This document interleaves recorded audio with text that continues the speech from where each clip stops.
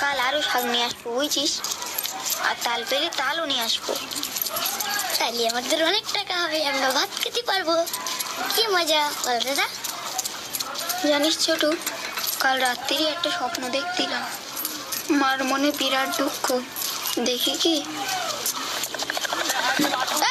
কোথায় যাচ্ছিস? শেঠেরদের বাড়ি। শেঠেরদের বাড়ি কেন রে?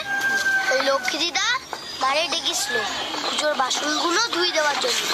ওই বুধবার তো জন্মাষ্টমী, ওদের বাড়ি বিরাট পুজো হবে, তাই অনেক লোক খাবে। সারা গ্রামে বলবে। আমাদেরও বলবে?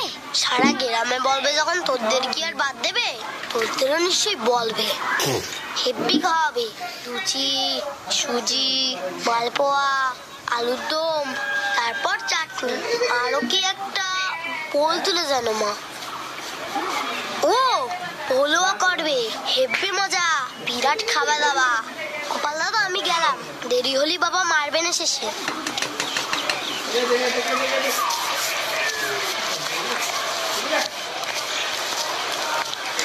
আজ হলো সোমবার, পুজো বললো বুধবার না? দিদা আর মাত্র দুদিন, তারপর নিমন্ত্রণ। কি মজা তাই না? দিদা পোলোয়া হেভি খাতি তাই না? তুই খেয়েছিস কখনো? না। তুই জানিস জন্মাষ্টমীতে তালের বড়া, তালের ক্ষীর এসব করে? তাই?